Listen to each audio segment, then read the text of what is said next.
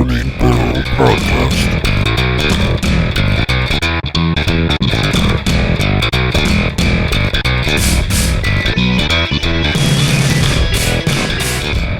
Slam the book down. Listen, this guy right here is a level 100 paladin. like we crunched the numbers, a full year of playtime, okay? So shut up and listen, and then just like hand you the mic. Yeah. It's just like then that I is just not like even a class. I just like grab out of my bag this tome, open it up slowly, and be like, in the beginning.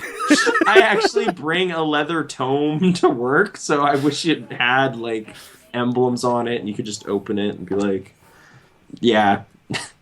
2005. No, what they were talking about, it might have been the same kind of conversation. They were talking about like some cross-play thing. It's like, yeah, it was the first game to ever do that. It's like, you're totally wrong. That First of all, it wasn't the first game to try it, and second, it didn't do it. I can't remember what game they were saying. I was trying to there was a conversation that seemed to be just kind of ambiguous to the point where it actually wasn't about a real video game. It was like, yeah, there was this one super ambitious game that you could play it on PC, PS3, and Xbox 360, and you could like play together. It was really popular, but the company didn't actually make another game like that. That was their only game they ever published. And it's like, what is this magic game? Are you talking about Shadowrun, where you could play 360 versus PC? Or are you talking about Final Fantasy Online, right? Or PS2, right? No, 360. The and thing PC? is, they were talking about all of these. But like, not specifically, and just like bits and pieces from different things that happen. It was really frustrating to listen to, and not like, because like maybe I just need more confidence of just like, actually, guys, I'm gonna weigh in on this and set them straight. Or maybe it's like, maybe there is some game I just did not pay attention to that, or like DC Universe. I know you could play on PS3 and PC, right?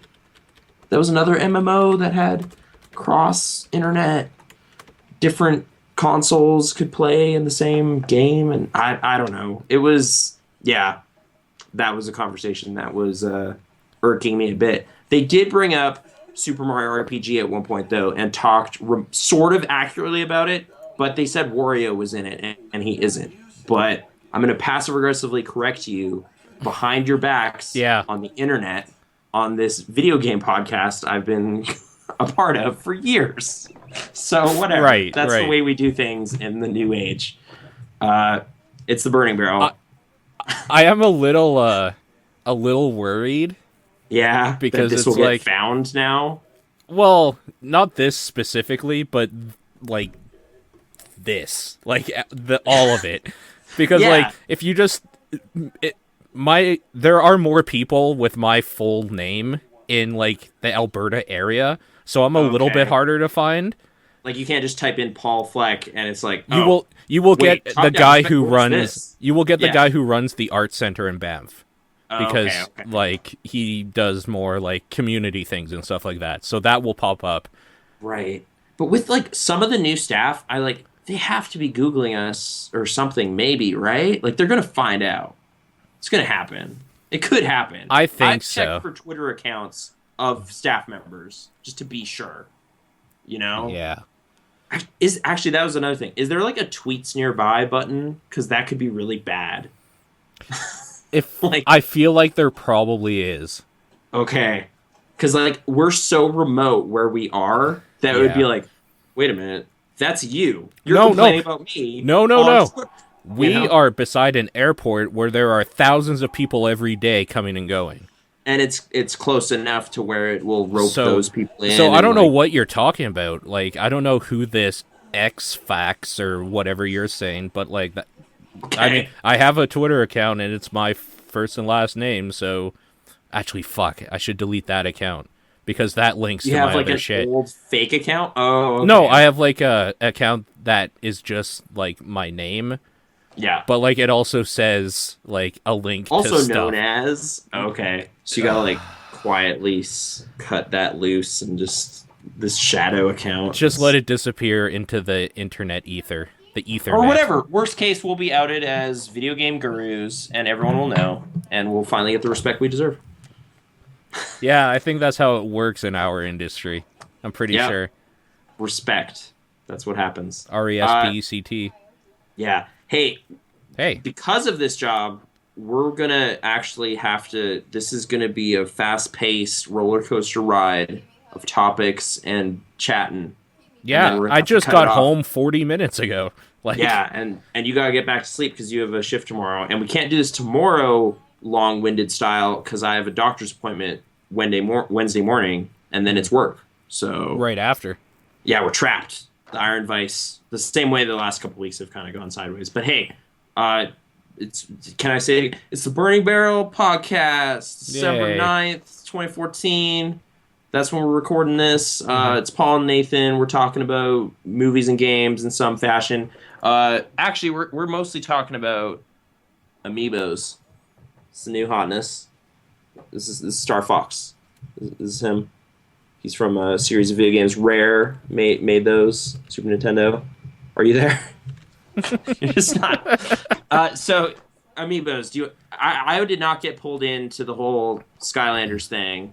So this is my first weird next generation toy, scan it and dumb stuff happens experience. I didn't want to get roped in, but then the words, these are really rare, started being attached to some key toys that I held in my hands the week before and just kind of went, I'll try out Samus first. Then I'll, make some decisions. Maybe I'll get Villager and Wii Fit Trainer later. I don't know. Put him back on the shelf, picked up my Samus, left. Played some Smash, liked it, and then stories started coming out about, there's only one shipment of those. And I lost I was just like, what? And I went to multiple Targets. Yeah. I ended up at Toys R Us and bought Fox just because I hadn't seen him all day. And I was like, is he rare too? I don't know. Ugh. Not as rare, but apparently he's drying up or something. And then I had basically given up all hope on the rare stuff because Amazon was saying $175 for Wii Fit Trainer. Best Buy and Walmart and all those places wouldn't ship to you. It's like they got one shipment into the channel and then that's it. Yep. So I was pretty much done. And then I went to this local shop that just gets weird stuff. And I know they priced them up $1. So that's why I kind of didn't really look at their selection prior. But they had Marth and Wii Fit Trainer. So I think I'm a millionaire. Which shop? I guess I'm going to retire or something. I don't know. This is basically 6 years' wages, right? For where we work, probably, yeah. Just joking. It's called Disc Exchange. Okay, yeah. I'm going to check that out. Was there any left, or did you get the last two? These are the last two. They were on a separate shelf, and that made me immediately go oh, they know. These on are a $50. separate shelf? Well, because they had the standard lineup of Mario, Peach, Yoshi, Donkey Kong, and Link are just ones I'm encountering everywhere, and Pikachu. And then these two were just kind of below it, so I was like, oh, they've priced these up even more. They know it's rare. And it's no, it's just regular price. All right, both of those, please. I didn't even care that much about Marth, but I knew he was now a rare one. So I still don't have Villager. Yeah. So I don't have Animal Crossing Villager. When I was looking up stuff about him, though, I thought he had the bug net, and he doesn't. Mm-hmm. So I feel a little better about it, because they should have put a little more into that one, maybe, but whatever. Also, that's the thing, though. Mm-hmm. These are really simple toys, and I was, scouring the planet for them and stoked when I got to buy them for the ridiculous overpriced price of $15 for, $14 or whatever, and it's just Nintendo won. They did it. They tricked me. They did it. They're, making toys for weird obscure games that they would never normally make toys for. Yep. So that's why I'm going to be getting that Little Mac next week when he comes out, because that's never going to happen again. That's it. You're right. And Pit. Pit and Palutena or whatever. Palutena isn't next week though. That's the end of the month. Yep. But yeah, just so we're clear, and Luigi's not going to be rare, right? Okay, so let's run down what's out already, because I have the list up. Okay. There is Mario, Peach, Yoshi, Donkey Kong, Link, Fox, Samus, Wii Fit Trainer, Villager, Pikachu, and Kirby, and Marth. Yeah. Yeah. So, out of those, I went to the Best Buy, and there was all of them except for Marth, Villager, Wii Fit Trainer, and Fox. It had all the other ones. That's exactly the lineup I kept encountering over and over, and it made me more and more frustrated because I was just like, "What? I've held like 3 of those in my hand, so I know they exist. What is going on?" So my thought was, okay, I'm here. I'm gonna test this out because like I'm just gonna buy some of these. Yeah. And what are gonna be the ones I always see? Those are not the ones I want. Like at the end of the day, the ones I see now will probably be around forever. However, what are the rarest probably of these? And I came to the conclusion that the Mario ones would probably always be around because Mario is such a figure like everywhere. So I didn't get Mario, Peach, and Yoshi. Okay.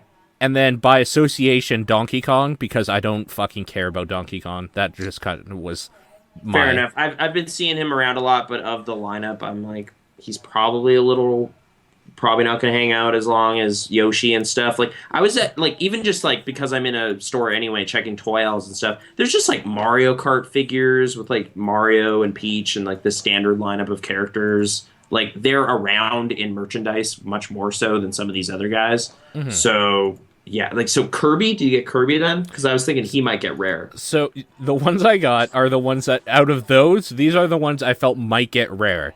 Okay. I thought Kirby, because a lot of people, like, Kirby isn't as big of a figure as, like, the ones I had just mentioned. And his pose, he's, like, just sitting. Yeah. Like, he's just like, he's relaxing. Hey, so, like, Kirby. whatever. Yeah. Then I got Link, because I like Link. Like, to play. I thought about Link, like, I was kind of hesitant about it, because he's in kind of an action pose, kind of like Fox here, where he's got the weird, like, blue bracers. Whereas his is kind of like a yellow thing that's like holding up his, because he's in like mid-spin sword thing. Yep. So I love the character, but I wasn't super stoked about the actual thing. But I don't know. Yeah. Good call, I guess, yeah. I got Samus because I love playing Samus in those games. I like this pose, though, actually, too. I like the pose, too. It's the Jesus pose. Yeah. But like, it's kind of stately, no bracers or anything. Is yours somewhat leaning to the left a little bit? Like, not completely straight up? Yeah. Okay. Actually, yeah, a little bit. Okay. So I'm like glad mid-stride. I'm glad to know that mine isn't the only one. It looks a little weird. It looks like she's tipping a little bit. Actually, yeah, it does. Yeah. But, yeah. I guess also there are sort of bracers because these are crazy platform shoes right here. But whatever. That's cool. Should I not open these? Like, what do I do? I open them because I've never been of the, like, idea that collecting toys. No. Like, I grew up, like, if I bought a comic book, I would read it and, like, fold the pages to, like, read it easier. Like, put it in, like, your pocket or something, fold it up. Just, you bought it, it's yours, enjoy it, kind of thing. Exactly. Like, don't... Oh, but what about collectors? It's like, screw collectors. I hate that there are people driving up the prices to these insane degrees. I'm going to rip this open and put it on my Wii U gamepad. Take that. There, now I have a, like, fake thing in the game. I don't know. Whatever. Right. Also, another thing with Link is that it works with Hyrule Warriors. So that was another thing I was thinking about with him. Oh, so do specific Amiibos work with specific games? Because I was told Captain Toad Treasure Tracker has Amiibo support, but I don't know what it is. And then I was like, I only have Samus. I just put it on there, and it's like, nothing. Because it's like... But there's not even an Amiibo menu option either, so I don't know what's going on with that. But, like, are they just going to release... Like, Toad's not a playable fighter, is he? I don't think so. Toad? Yeah. I really don't think he is. No. So I'm trying to think what would even... Oh, and Mario Kart 8, it unlocks suits for your me, so you can dress up as Samus if you have the Samus amiibo, or Link if you have the Link one, so... That's fantastic. So there's that. Okay. Yeah, the other ones I got quickly, Pikachu, and the reason for this is because I figured if there is one out of all of these that would get, like... just like we ran out of supply because kids keep buying this type of amiibo, it's probably Pikachu because Pokemon. Right. And like kids, like they're just like, oh, I dropped it down a storm drain. Suddenly yours is worth more. So sure. Like, oh, my dog chewed it up because I left it out. Drive up that price. Sure. Maybe. I don't Maybe. know. Kids ruin toys. I don't know what kids do nowadays other than curse at random people walking with their groceries. Jeez. My neighborhood. I don't know. It's like, I'm just buying cranberry ginger ale. Stop yelling at me. It was my old man moment. You got accosted for buying your cranberry juice. Like from young hoodlums. It was upsetting to me.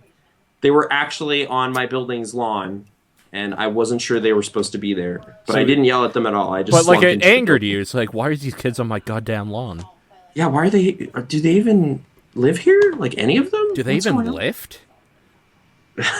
I don't want them to, because the only people I know who do kind of jerks. But whatever. Work call-outs. What? You didn't? Maybe it was somebody else. Hashtag work call-out. So like out of the 8 I just mentioned, we can agree that Mario, Peach, Yoshi, and Donkey Kong maybe not only the lamest, but probably the ones that will be around forever to a fault. Maybe. I also, like, I love Mario the character. I don't like that he has that fireball, like, mid-pose kind of thing. I kind of wish they'd just gone in a different direction. When they were, like, showcasing that stuff at conventions and expos and stuff like that, and, like, they had the giant one, it was badass looking. It was so cool. Oh, is there, like, a big statue with, like, a fireball on his... Well, it's basically the same pose, but, like, instead of being a crappy little plastic thing, it was, like, fully shaded, rendered, like, Mario, and this just, like, glowing fireball that he's, like, about to throw at somebody. And you're just okay, that's pretty good. That's pretty good. But, yeah, so, just to run that down again, Wii Fit Trainer, Villager, Marth, and Fox are the ones I haven't seen in person anywhere. Okay, if you like actively want Star Fox, apparently Toys R Us, they're just really slow there. Like the one in our corner of the city, like there was a full box worth just on the wall, and I was like, I haven't seen this all day, I'm gonna buy this. And then I brought that up at the register, and it's just like, yeah, like no one's buying this here. So I don't know, like Toys R Us crowd. Toys R Us is the place I used to go for Skylanders as well, for the same reason. Because when people go to a Toys R Us, they're not thinking video games, they're thinking like toys. So I want this cool action figure for my kid or something, let's go to Toys R Us. And whereas like you would go to a Best Buy or a Future Shop or like specifically GameStop or EB if you want a game, you will find the rarest and best video game pickups, maybe sometimes like a little overpriced, but it will be there on the shelves, usually at a Toys R Us, I found. I guess that it was also kind of like they know their trade, I guess. Like that was the only place I went to today that had like the schedule of other characters and like, yeah, it was like, oh, Little Mac's coming out. I didn't even know that. And it is your job to tell me that because you're a toy store and you did. So damn it, I'll be back next week. Do you want me to run down what's coming out next week on December 14th, 2014? Okay, I can only remember 2, I think. So there is Zelda. Okay. Diddy Kong. Oh, right. So I actually might get the Donkey Kong Diddy Kong like combo. Both. At some point. I Do you don't think know they when. scan into Donkey Kong Country Returns? Like, or whatever? The ice tropical freeze game? I doubt it. Okay. It seems like that was maybe created before Amiibos were even on the radar. Well, so was Mario Kart, though, right? That came out a while ago. You know what? In theory, I guess you're right. They could just patch it, too. So, yeah. Could happen. Luigi. Yeah, but he's doing this weird rocket thing. Yep. But yeah. Little Mac. Yes. Captain Falcon. Oh, I didn't know he was that day, too. Damn it. Pit. See, I don't like Kid Icarus, but that's one of those ones where it's like, oh, it's going to be rare. So Pit, yeah. Yeah. Yep. You're not so wrong. It's like, what, $45 again? Like, God damn it. Evil geniuses. Yeah, no, for sure. Should we talk about what's coming out next year? Just so, like, just for completionist's sake, I can quickly run down what's coming out. What else is announced? Is Sheik a separate character? Like, actually, yes. A figure? Yes. So Okay. the next stuff is coming out February. And this is the release in February where they are going to Skylanders this shit. Where you will Okay. have to go to different stores to get different ones because there are exclusives. What? Okay, I'll first run down what aren't exclusive. So Okay. Bowser, you'll probably be able to find everywhere. Rosalina and Luma, you'll probably be able to find most places. Okay. Toon Link, you'll be able to find most places, it seems. I'd probably rather get that than regular ass Link. Sheik, you will be Okay. able to find around. Ike, same thing. Sonic, Mega Man, King DDD, DDDD, and I think it's Meta 3. Knight. Okay. Oh no, sorry. Not Meta Knight. Meta Knight is a Best Buy exclusive. Shulk Okay. is a GameStop exclusive, and Lucario is a Toys R Us exclusive. Bam! That's I'm so Of those, I'm though, so I'm happy they're thinking- doing that though, because Yeah. now all you motherfuckers out there that were Know making what it fun was of like. me going to different stores is like, we're going on a Skylanders run, we got to hit up the Best Buy, the Toys R Us, the GameStop, the EB Games. Like, we have to hit up Yeah. all these places, and then maybe look on Kijiji for some of the rare, like, red figures that you could only get at conventions. Now all Man, you like- motherfuckers know. of that lineup you just said. Like Shulk and Ike are going to be rare, right? Yep. Shulk will Like, be that's rare. just- Yes. That just seems guaranteed. Like I don't know about like the third party, like Sonic. Is he going to be? No.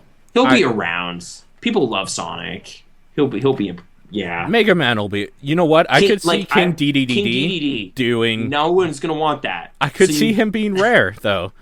That's right. So it's just like go in and buy the dopiest ones 1st Mm-hmm. and then sit on them for a bit and see if you were right, and then go complete the collection. I don't think Lucario will be rare because nobody goes to Toys R Us. So apparently not. Yeah. So, which one is that though? Because there's a gray ninja. Is he like the fox-looking dude, kind of? Lucario. Wait, who's what? Which Lucario? Pokemon is? He Lucario? is the blue Pokemon blue with like a dude. black face and the fists. Okay. Basically, like the more wolfy looking Knuckles, Yeah. maybe. Like they kind of just have to release all the playable characters, right? At some point. I So would think when so. is Duck Hunt Dog? And You know, it's gonna be if the they rarest release one. Duck Hunt Dog, Yeah. that will be fucking rare. I really believe that will be I one wanna- of the rarest ones. Yeah, we got to get that in Oh. like April or whatever. Here, why don't I tell you what the supported games are? Because I actually Okay. have that up too. Okay. So Super Smash Bros. For Wii U, apparently. I don't know Oh how. wait, do I have that? Of course you shit. do, because you have a Wii U. Anyway, yeah, Yeah. Captain Toad Treasure Tracker, which we said. I just bought that. Mario Kart 8, which we said. I lost the case for that. Mario Party 10, apparently. Oh, is that out? Is that next year? It's probably Like, going to give you, like, Mii's or something, right? Okay. Yoshi's Woolly World. So that could be okay, I guess. So wait, then we need to buy that Yoshi figure. Let's get one thing straight right now. Yeah. All of these figures will at some point be in my vicinity.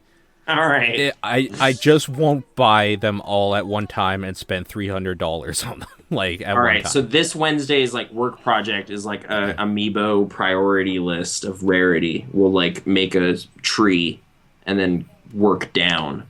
So Yeah. there you go. That's yeah, probably the we way could to do it. that. Why not? Sure. We I got sh- my journal anyway. Might We as well should just- do predictions like this Wednesday or something, or one of the days. It doesn't matter because we could do like a Google Doc or whatever, Sure. where we predict what will be the rarest and rank them like that, maybe or something. I don't know. The other games are Hyrule Warriors, which I was talking about, and Kirby and the Rainbow Curse, apparently as well. Oh, dude, that game looks like a follow-up to Canvas Curse. Yes. Which it looks so cool. Like I'm really happy they're doing that. So I'm gonna buy more Nintendo games. I registered so many Nintendo games this week. I was getting those coins, doing replay surveys and everything. One game I didn't register though. Transition. What is it?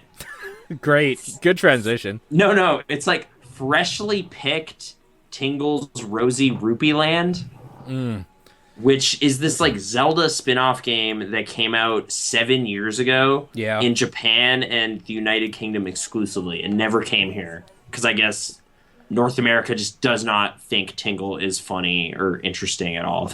I don't know. I'm not sure what the rationale was. Dude, this has great reviews. A lot of people are ranking it like high 4s out of 5s, like 4 points. It's actually a pretty cool game. I was Okay.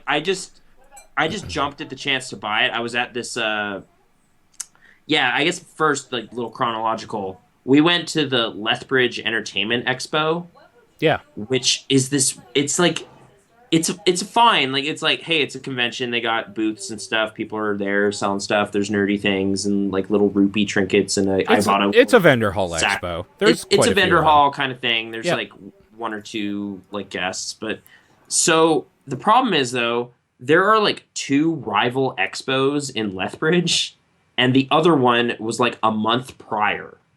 So there just wasn't a lot of people at this one. And they need to team up next year or just sacrifice one of them or something, because it was just kind of weirdly hostile in there, because there was like more vendors than there were attendees. So you're just like walking down these hallways, and it's like being in a mall with like the little guy with the helicopters and like the dude selling the phone cases and the credit card guy. And they're just like trying to get any kind of eye contact with you and just get up and you're like, hey, do you want to buy something? Do you want to buy something? It's like, I paid to get in here. I'm just trying to hang out. Like, it was kind of intimidating. And yeah, I spent way too much money. I bought Dreamcast. I got Clock Tower 3. Fuck yeah, you did. Yeah, fine. I was just like, it's here. I guess. All right, done. You kind of had to buy it. What? It was reasonable, actually. I Okay. thought so. It was like $30, box instructions. Like, it was in good shape. I don't know. I felt okay. Is that bad? Did I waste money? No. I mean, I like that game, so All right. whatever. Bias. And then I also bought freshly picked Tingle's Rosy Rupee Land, which is the first one I jumped into when I got home. It's arguably the easiest one to jump into because you could actually play it on the ride home, like right away. I didn't actually do that, but I could have, I guess. Yeah, I didn't bring my DS though, but yeah, I've played a good amount of that game. I was really, really keen on it as of like a week ago. I think maybe it's too long. Like, it just kind of keeps going at a point. And like, I'm trying to describe what even your Tingle, the kind of weird, like, rupee obsessed merchant guy from Majora's Mask.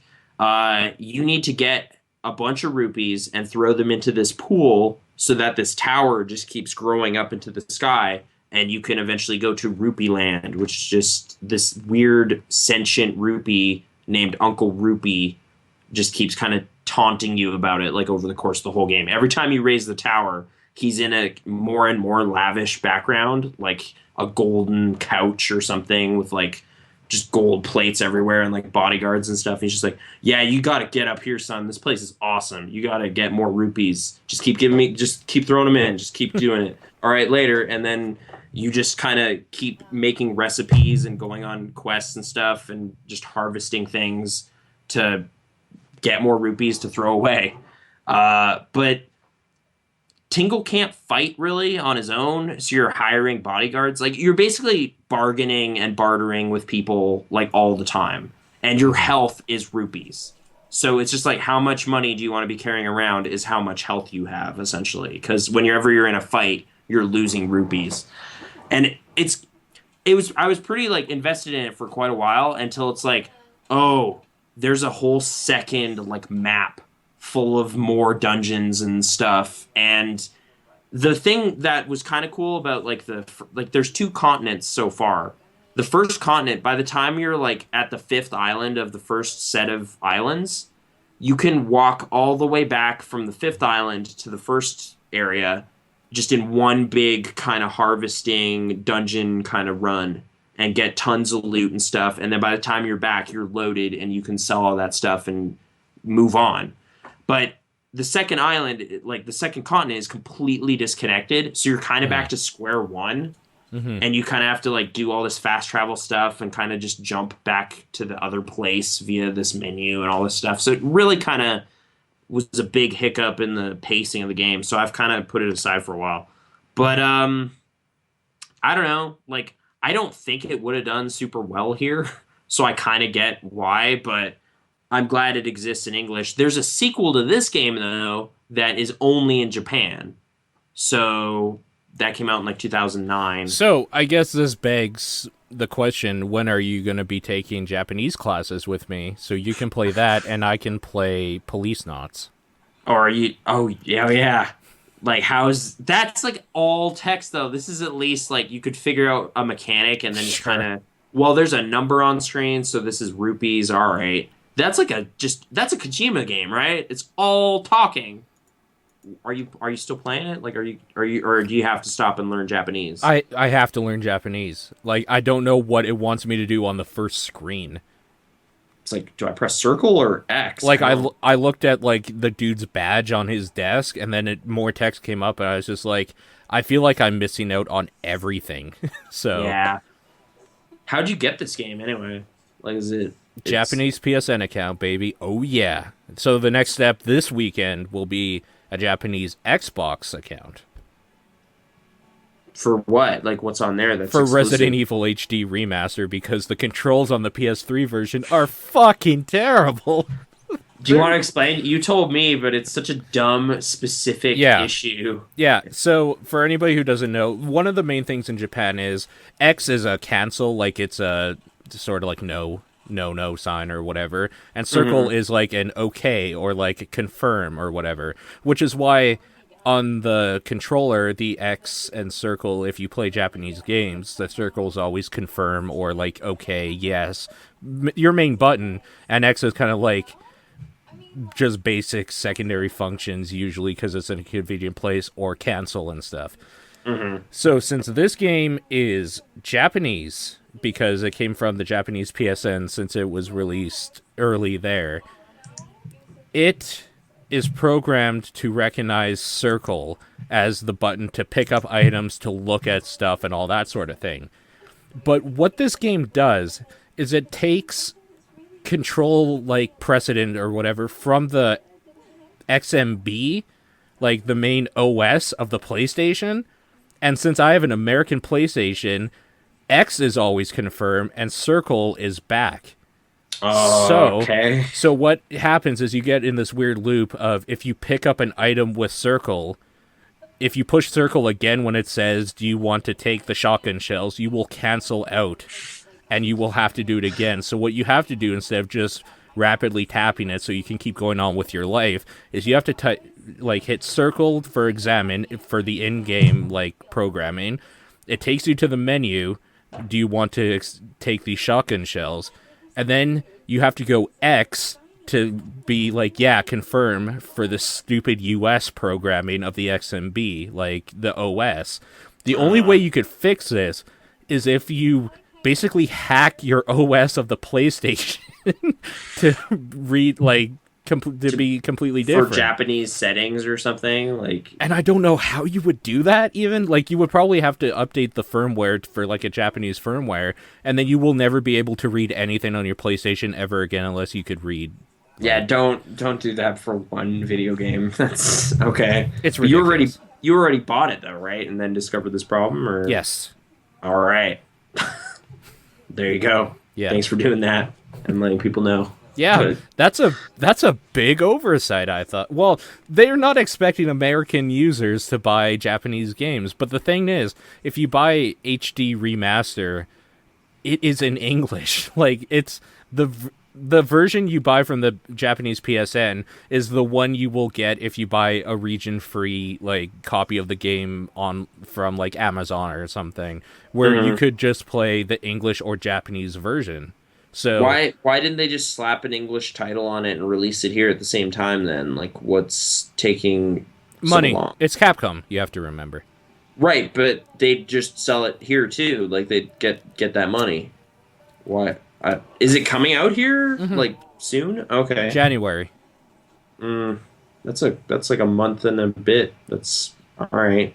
To be fair, Biohazard, like Resident Evil, has always been bigger in Japan. So if there was like one country to get something first, it probably should be them, I guess. Okay. But yeah, Biohazard's just such a better name. Is it? I can't remember Yeah. who it was in a podcast I used to listen to. I think it was Podtoid, but they were saying how like the title Resident Evil just like makes them think of like in some apartment building, just like Hitler rock in a rocking chair or something. It's just like Resident Evil. So dumb. Like it's the dumbest name. Yeah. I mean, when it they centered around a house in the first one, it kind of makes sense. But now that it's like just police stations and like just the city, Like and not even police all stations over, anymore. It's just like Africa. they're just anywhere, then it makes less sense. But that's just the branding now. So yeah, the very first one, it's like who lives in this house? Evil. Yeah, That's Hitler. what's in there. Hitler. Sure, why not? Yeah. So yeah, but Unless you consider like the body evil or like a like it's taking the evil is taking residence in like that black dude's body because it wasn't Las Plagas in that. What was it? T viruses and things, right? Like No, what was it in 5 specifically? Because I said black people, so I thought it was the Las Plagas again. I don't know though. I played that whole game, but then kind of just got annoyed with it and forgot. Ouroboros. Okay. What? Fucking game. After 3, every game had to have like a different variation of where the T virus kind of mutated to, and it seems to be a little bit different everywhere, I guess. So I guess it kind of makes sense, but I mean, I'm pretty sure when Ebola came to the States, it wasn't like some super mutant form of Ebola. It was just more Ebola. Mm-hmm. So, I don't know. Whatever. Is that an alarm? What is that? No, that's the TV beside me that's entirely too loud. Oh, okay. Because it was being watched, but now sleeping is being done instead. So, that gets to keep going on and annoying me. I can hear through my headphones, and these are noise-canceling headphones, so all right. I apologize to anybody who is annoyed by that, but rest assured, I as well am. Good stuff. Yeah. So Police Knots, totally just undecipherable. I was mad that Pepsi Man wasn't on their store. Yeah, but it's like an ad game. That's never going to be licensed again for new stuff, will it? Forever. Yeah, probably. Yeah, not. like any of that kind of branded stuff doesn't seem to pop up again. Man, speaking about branding and ads, I was going through this old magazine today that had a Virtual Boy ad in it. And it's like how small a window of time that would have been where they were like marketing for that thing before it failed. I was really happy that I found like any shred of evidence that thing was a commercial product. So I think it was Discovery magazine or whatever, like from the 90s, like the early 90s, obviously, because that's when this was. Today I did this like a super impulsive Kijiji thing where I just like punched in the words Atari into Kijiji, and it just was like free. There's a box of stuff outside my house right now. Come get it. And I was just like, I gotta go. Like I have to. I like ran out of the house and went to this like back alley and was digging through garbage like a hobo looking for Atari stuff. And I came home with a big box of like software and like floppies and weird magazines and old manuals and stuff. And I was going through that. No computer itself though. I don't know if I like just missed it or it was never part of the package, but now we have a bunch of Atari ST stuff, which I did not like. All the sub-delineations of like Atari platforms, that was not one I was familiar with, but I think it's after what I was playing when I was a kid. I think now seeing all of them printed out, I think Atari XE is what I had, and this is Atari ST, which is totally different. So, like, we had giant floppies, like floppy floppies. These are regular 3-inch or whatever. What is it, 3.5? 3.5 inch. 3.5 inch. Yep. Yeah. So I got Lemmings too. End of the story. There you go. Okay, cool. And yeah, there's a bunch of game like old magazines and stuff in there too. So there you go. Virtual Boy. I just want to bring out that is that hoarding? Am I a hoarder now? Is that okay? What I just did today? Okay, so we should talk about this. Okay. There was a period of time in my life, it was specifically, like, I don't remember the address, but I was living in Coventry Hills at the time, so it was years ago. Mm-hmm. There was a period of time where there was an EB Games nearby, and I was wanting to go every weekend dumpster diving to see what they were throwing out, to see if there was anything there. So like standees and stuff? I am not the person to ask about if that's hoarding, because I think dumpster diving is a great thing, and everybody should do it, because instead of throwing shit out, you can actually find some cool stuff that, like, company... Okay, don't go to, like, a Subway dumpster or something and thinking you're going to find some great stuff. You're going to find old soup and, like, moldy lettuce and shit. But there are... you can attest to this. Like, EB Games will throw out a bunch of random shit, like posters and stands and stuff like that. Like, it's just like, we didn't even build this infamous standee. Let's get rid of it. Okay. Yeah. I'll take that home. Like, that would happen a lot. Or, like, people coming in to trade games that are of zero value in our system, and they just don't care, so they'll just leave them there. And you're just like, all right, I guess I just have a stack of 360. Those are achievement points right there. I'll take them home. And then eventually you have too many of those, and then you're the guy on Kijiji being like, I left this outside my house. Please just take them. Mm-hmm. I did that once. I got rid of a sack of, like, games I had no interest in. So that were of basically no value, because it's like Garage Hero, Guitar Hero, Garage Hero, World Tour, like disc only, no instructions, like just kind of junk. So it's just like, whatever, someone will want this, like WWE 2008 World Championship Poker or something, like just stuff like that. That is a game, but I don't want it, so come get it. That was kind of the nature of this thing. So, okay, yeah, EB Games, dumpster diving. There's a lot of places that do that sort of thing. In fact, I used to work at Staples. This is a little known fact, I guess, because I never talked about it. I only worked there for a couple months. And I worked in receiving and shipping. Go figure. And one of the things...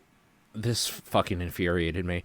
One of the things that we used to have to do is, if there was something that was like, a customer returned this because, like, there was a nick on the side, it's like a desk or something, or chairs, say, right? We had to physically destroy it to the point where it was unusable and then throw it out, just so somebody who wanted a chair couldn't take it. And that infuriated me. Yeah, that's like policy with some stuff, like limited edition Blu-rays. Like, a friend of mine worked in receiving at HMV. Yeah. And it was like, hey, we got this limited run Blade Runner. There's only 5,000 of these. And, like, they're allowed to be on store shelves for, like, a set amount of time. And after that time is up, you're supposed to destroy them. And it's just like, but I love movies. I don't want to. You have to. It's part of your. It's like the worst shit ever. Like, it's just like, I'm like breaking this Blu-ray set and, like, these figures and stuff. It's gross. But yeah, that's just, so company doesn't care. They got to drive up that value or whatever. Also, it should be noted that if you are somebody who thinks the idea of maybe looking around through dumpsters and stuff is a fine way to maybe find some cool swag or whatever, it can be illegal where you're living, so check your bylaws and laws first. And if it is on, like, for EB Games specifically, if it's, like, in their dumpster, it's considered private property, and you could be charged with trespassing and or theft and be fined, like, huge amounts. So if you're gonna do that shit, do it at night. Be careful about it. Don't link them to this podcast, all that sort of stuff. And if you just kind of want the rush of it without actually having to go out and do it, there are a whole bunch of YouTube videos out there of people just being like, this is my haul for tonight. There is some fucking amazing shit in those, and they are so fun to watch. So maybe consider looking those up too. Or get a shitty job at EB Games. And with the Kijiji thing, this wasn't my finest moment. It didn't work out anyway. But I like to troll, like, walk around the freebie aisle, so to speak, in the Kijiji section. Kijiji is basically Craigslist for non-Canadian people, by the way. Right, I guess I didn't really say that, but it's a little less creepy, though. It's more of like it. Think of it if like Craigslist had like an eBay sort of storefront or something. They're affiliated with eBay, are they not? I think they have might some be ties. Yeah. So they're quite professional. I think there are people that actually like go through it and say, okay, you cannot sell your penis under video games, so we're going to take this off and ban you, sort of thing. I think there are people that actually moderate it. But yeah. So I like to go through the like free section of like the video game apparel and all that sort of bullshit. And one of the things I wanted was somebody was giving away a life-size stand of Jim Raynor for StarCraft 2 from like it was a cardboard one, not like a full like thing. Like, yeah, not like a trade show quality, like... No. Yeah, okay. No, so they were giving that away. I'm just like, I want that so bad. So I emailed her, like, every day, basically. It's like, okay, I can't come out tonight because we got hit with the storm. Can I come out tomorrow? Okay, well, tomorrow doesn't work. Okay, I'll email you tomorrow and see. Could I come Thursday? The sort of thing. So that went back and forth. And then finally, she just stopped responding to me. And I was so angry because it's like, I want to take your garbage so bad. Why are you doing this? And I got like really upset about something that was free that I didn't even have or had room for. So yeah, I understand the like. I'm wondering, like, as someone who's given away stuff, it was probably like someone else was just like, I'm here. I'll take it. Okay. And they just want to get rid of it because they're moving or something. So it's just like, well, the other guy really wanted it, but this guy is here right now. I just won't answer anymore. Instead of having that, like, what it is. Whereas, like, I've like left an ad up too long after the thing's already gone, and people keep replying, and then it's like, oh shit, right. Okay, so I'll take that down, and then I'll like reply to them and be like, sorry, another person already got it before you contacted me, kind of stuff, and just like let everyone know and tie up those loose ends so people aren't in this kind of state of just like, oh, can I have it? It's like, no, it's gone. Don't. It's okay. That was the problem because I was selling a vehicle on it. Like, we had an extra family vehicle sort of thing. And my parents are like, can you, like, just throw this up on sites and stuff? And I was like, yeah, sure, because I didn't want to do any of that sort of thing. And they know I'm on the internet 20 hours a day anyway. So I was like, yeah, that's no problem. I put up a Kijiji ad. There was a few people that just are like, will you trade it for this? It's like, this isn't the point. Like, fuck off. Like, I put specifically no trades. No, like, or best offers. This is the price. You can come to see it if you have the cash, blah, blah, blah. It eventually sold. And I left it up for a week after, and there's just, like, floods and floods of emails. And there was a point where I stopped just responding, like, sorry, it's already been taken, and just started deleting and blocking people. Because it's like, just fuck off with this. Like, yeah. I get it. The way it seems to go, though, is like you kind of reply through the site, and it's actually hiding your email from them for the initial contact anyway. So you're not gonna lose your like, oh, now they're gonna harass me forever. Like with that one where I left a big sack of games out and then just left it out there and let it take care of itself, kind of thing. I think someone else must have driven all the way there or something to get it after it had already gone, because someone just wrote, like, fuck you in my car in snow. Like, it was there was a bunch of snow on the back of my car, and I was just, like, getting back from work later that night. I was just like, what the... Oh, that's probably related to that. I don't know. That's pretty great. That's great. That's probably what happened. I'll make sure to delete this ad and not confuse anyone else, but yeah... Kijiji, free stuff. There have been times like where I've gone to somebody's house is like, I'm selling all the Star Wars Battlefront games or whatever for $10. So it's like, yeah, I'm coming over right now. So you could just like go over there with cash, answer the door. The kids are like running around naked and screaming. He's just like, here are the games. Do you have the money? It's like, yeah, here. Okay, bye. And then they're just like, shut the fuck. Like they're closing the door and yelling at their kids or something. It's always such a weird thing because it's like for a moment you're peering into their life and it's really hectic. But Yeah. at the same time, you share this common ground where you both want to play Star Wars Battlefront at some point in your life. Yeah, it's like now you're handing this torch to me, like the great tradition continues, but Yeah. there's an awkward moment of meeting before. Whereas like, yeah, I was like going through this stuff in the alley and then just like hearing rustling in the yard and getting like super self-conscious, like just like I just gotta go. I'll just take this box. And then I just like left in a hurry. And then I was worried like Brittany would be just pissed at this whole thing. Cause it's like, I just brought home a box of crap from an alley. Like I just decided this was a good idea. Yeah. So I thought that's how that conversation would go. But then it's like, it's a big box of Atari stuff. It's like, oh, amazing. Where's the computer? I think it might still be, I just kind of left. There was something. There was cables and stuff. You should. Oh no! And it was like, oh, okay. Like I should have gotten the hardware too. So I actually went back like 4 hours later. Oh. And it just looked horrible. It was like a war had like there was just ripped open bags and like burnt trash in like a pet box or something out there. I was like, what happened? Like after I was there, like some other people came and took everything else that was remotely interesting, and then just other people must have come after them or were just pissed and were like ripping open bags looking for anything, but it was just like paint brushes and like old ripped up stuff, like just books and things that are just mangled and charred. Like I don't know why fire entered this ever, but it just looked really bad.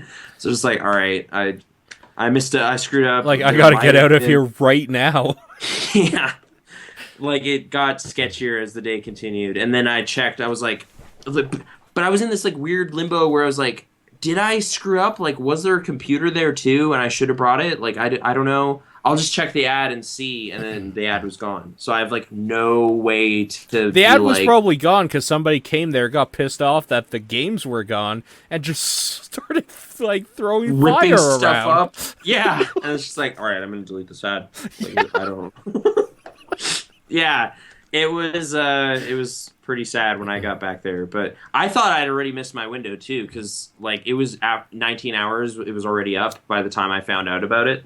So I was just like, I don't know, it was like late last night, so maybe no one's been there yet. I gotta go though, like I was like in a rush, and I think I missed out on some stuff because I'm pretty sure the ad described some Atari joysticks, and they said Xenon was in there, and Xenon wasn't there, and I didn't see any joysticks. So I got kind of the leftovers from round one. Somebody probably took the computer, the joysticks, and that one game they wanted. And like the more noteworthy games. And then I got a bunch of like weird flight simulators and like tech manuals and stuff for this computer I don't have. So yeah, it's like they didn't want the whole package, but I could, like, I have like half the equation. I have software, they have hardware. So it's just, I don't know. Maybe later on in Kijiji, it's like, yo, got this Atari computer. ST, I don't need it. Turns out. Need some games. Willing to do a trade. Then you go to their house and murder them. Right, that's how this will just get Craigslist dark. Kijiji's Tales. Yeah. There's some actual, like, I got the Karate Kid 2 game. Like, just actual printed label. Is it supposed to be terrible? Yeah. Like, okay. Even the Atari version? Because maybe... Probably worse. All right. I don't know. That's cool, It was just neat to see old game history stuff at all. Like, it was... Yeah. I like Kijiji. Experiences. Yeah. Coming to a YouTube near you. I guess so, yeah.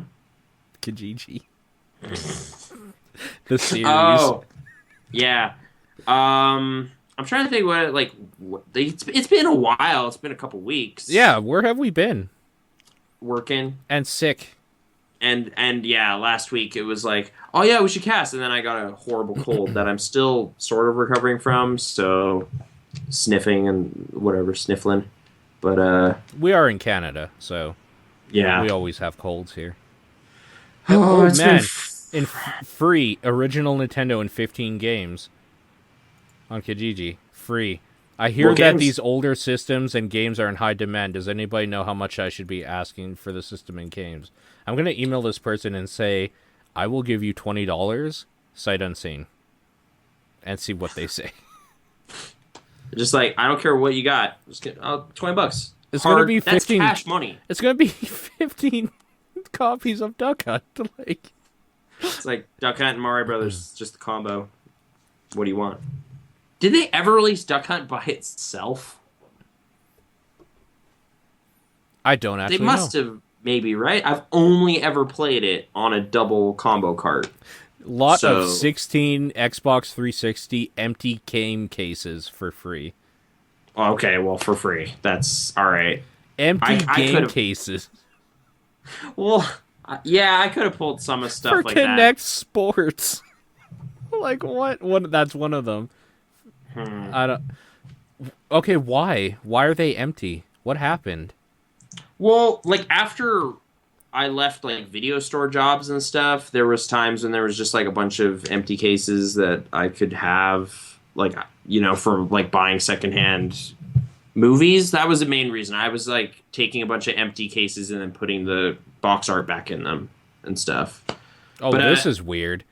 Just ED. to be extra clear, no games included. Also, you have to take them all, otherwise $2 each. What? So, if you're not going to take all 16 empty cases and you just want Turok, you're going to pay me $2 fucking. Well, wait, so it's just like, well, what you should do in any case is just take all of them, take the ones you want, and then you pass on, or throw them away. Yeah. Or just like this Kijiji post just gets shittier and shittier as it goes on. Of just like 7 empty 360 cases free. You have to take all of them, yeah, or else it's $3 each. And then just like spite everyone and then pass it on. And then eventually everyone gets cases for their lost copies of.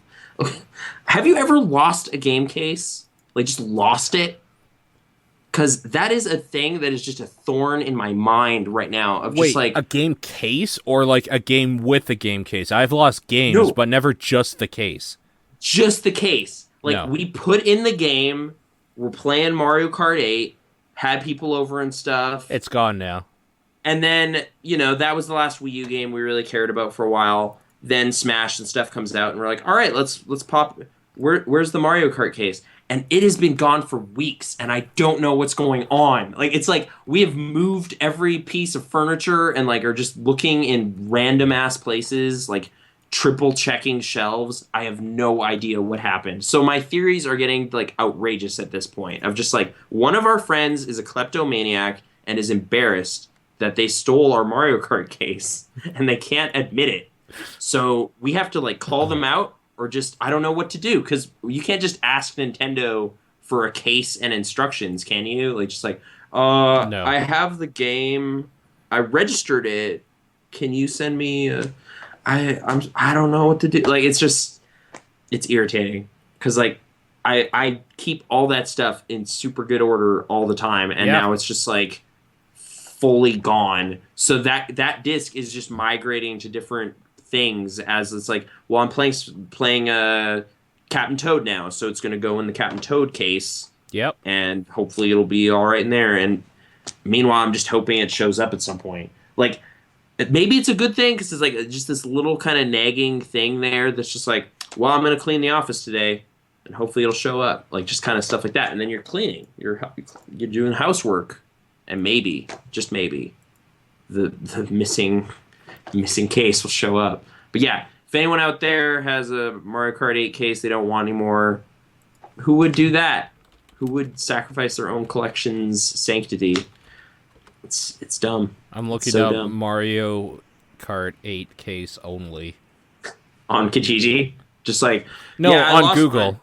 Okay. I figured that would be... Can we talk about cases for a second? Because let's talk about cases. I gotta say, the best thing about Smash Bros. On the Wii U is that that motherfucker comes with a booklet. And I'm so stoked. I love it. This thick booklet right here. Yeah, the booklet has like little. Like it has every character, and then Yeah. their different move sets or whatever. Thing is though, Mhm. I've kind of gotten a little annoyed with the way they do it nowadays. This booklet's actually this long, Yeah, but it's in yeah. 3 languages. So Let's talk about memories of that's best cases with booklets. Flight Simulator 2 on Yep. the Atari ST has a crazy. No, dude. All of the Flight Simulator games, because they came with like a Bible for Okay. how to play it, because it's a flight simulator. So sure. So Yeah. yeah, I'm with you on that. Although actually like sorry to bring it back, but like other places I've seen old PC like packaging from like the 80s and stuff. Yeah. Like that is like some weirdly lovingly like handmade stuff of just like I think a person like actually stamped this with their a stamp and Yeah. then put it in the here. It's got their company name on the back or just like maps and like thick manuals and stuff. Like there was like this Star Trek game at the flea market that didn't have the game, but it just had this manual, and it was like almost a little work of art in its own. It was just like a super detailed like book, and like the way they kind of here. Let me just grab something. Sure. Yeah, I'm grabbing Like- something too. So Like 80s software. This is like in a little case here for it, and it's got a little slide out binder thing. yeah. And then you got like this thick book, and then the actual discs are in the back. So like stuff like that for games was also a thing. This is local Logical Design Works Incorporated spreadsheets. Exciting stuff. You can do accounting on here. So yeah, actual software kind of boring, but packaging back then was much more elaborate because you were paying nuts prices. Some of the stickers I'm seeing on this stuff is like $112 for like a piece of software because it was gold rush, man. That before that computer crash, I guess that was a game crash, but whatever. So back in the day, Yeah. Diablo on the PC, it came in a jewel case, the actual disc, and like that just basically had like the CD key and all that sort of stuff on it. However, it came in a box, as PC games sometimes do, and the booklet it came with, which was like the actual like instruction manual of like how to play and all the sort of stuff like what the story and backstory to all this stuff was all in there, and it was drawn and like it was hand drawn and like written in, so it looked like an old tome. And I can't find the exact sort of pictures right now of like what were in it, but it was kind of like this art style here. I'll just show like the hand drawn weird like gothic sort of thing with like in whereas like talking about the different demons and like their schools and stuff like that. It was So it's so kinda like a- fucking cool. Like a bestiary or something. It was just kind of in there. It wasn't really a bestiary so much. There were just like pictures of them and like like they're like you would go to like the next chapter and it's like the fallen one or whatever and would talk about that chapter or act in Diablo. And that was the type of thing that you would take like when you weren't playing the game, which was very few. Like at that time, if you were a PC gamer, like there wasn't much time you weren't playing that game if you had it. But like when you weren't, you were probably eating or like taking a shit or something. And both times you could just take this booklet with you and just like scroll through Stay these. immersed in the It world. was so good. Like Okay. that is one of my top like they should do more of these like hand drawn sort of gothic style like for these types of games booklets where you're reading about it and you're like I just want to keep playing now. Like this is great. I was just checking out like this X-wing. Before it went on Good Old Games, I bought the actual like PC case for like just the big PC boxes of yesteryear that were way stupid. Like, Yeah. why is like this is how big this is, but I don't know. But yeah, they put like whole catalogs for like LucasArts software in here, and I would actually I love these things. I didn't know this one had one. So, it's about this. Oh, dude, there's like in-depth stuff about Full Throttle in here. Nice. I do like Full Throttle, so I don't know, just yeah, like the way they kind of treat it as like just a studio or something. Like this is what's coming from us in coming months and years, and it's like okay, cool. So yeah, that's not like that's ads. It's ads, but you know, old dude. ads become quaint. How could I forget about the original like Legend of Zelda manuals and stuff? Those were cool. They were What was in the manuals? They were Oh, colored like hand drawn sort of things, and there was I think it was in Zelda 2 maybe. There was one drawing which was like took up 2 pages or whatever, fully colored, and it was just like Link like and Death Mountain like out in the distance and stuff. Shit like that was super cool. Where there wasn't much to the game, so what they had to do is on the box art and in the manuals and stuff, they had to draw like their approximation of like what this fantasy world might look like, so that your brain could like parse like, oh, this isn't just like a bunch of shitty pixels. This is like this giant forest that I'm in with these like crazy spiders, and I'm just like holding this glowing sword trying to get through it or something. Like, yeah, man, like just again timeline wise with some of the stuff I was looking at today, like the NES era maybe it was getting into a bit of a sweeter zone where there was enough stuff in the game for you to at least like play it without outside assistance at all times, other than like a Nintendo Power subscription or something if you're lost. sure. But like some of the stuff I was seeing with like that flight simulator game, like part of that game's like function as a piece of software is like you looking at flight charts that are included with the documentation. Yeah. So it's like, do you want to fly to Los Angeles? Okay, well, pull out map 3, look here, set those coordinates, and you're just like, what are you talking about? Why doesn't the game do that? Which explains why when I was a kid messing around with just random games, sometimes you just run into stuff that was just like, this is impenetrable. Like, I have no idea what is going on. Like, because I'm just popping in a floppy disk and then kind of trying to play it, and it is not communicating any aspect as to how this piece of software works. But it is apparently a game. So, yeah, without this kind of giant thing, you actually needed that just to appreciate what is my objective. It's like, well, I don't know. Where do you want to go? Turkey? Okay, well, pull out the thing and do the thing. It's like, okay.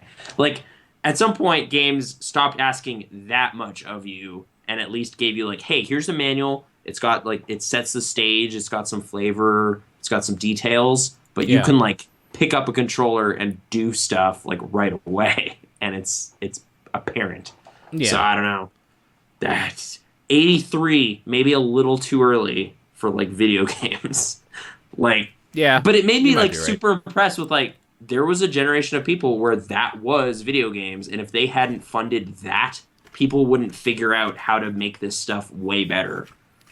Now, this is what you get in The Last of Us, for example. There's this like little piece slip of paper with, like, a code on the back. Yeah, good job, Naughty Dog. You did it. Fucking At least retards. That has, like, the reversible cover art, though. I was kind of okay with that. It's The kind of Last nice. of Us did? Yeah, it's got kind of their faces in stark kind of contrast. So I flipped Same that thing over. with BioShock Infinite. Way better to flip that. Yeah, the reversible art is pretty nice. I'm going to do that right now, actually, because I forgot you could flip it. It won't have the title on the spine anymore, but then it's just, But it's that's that better, black because then when I'm looking at my shelf, I don't have to remember that I have The Last of Us. Oh, so I guess for upcoming game stuff, I watched the big 15-minute Uncharted 4 like preview. Just speaking of Naughty Dog. Okay, let's talk about the PlayStation. What the hell was that called now? Experience. I guess there was a thing. Yeah, I just watched this. I don't.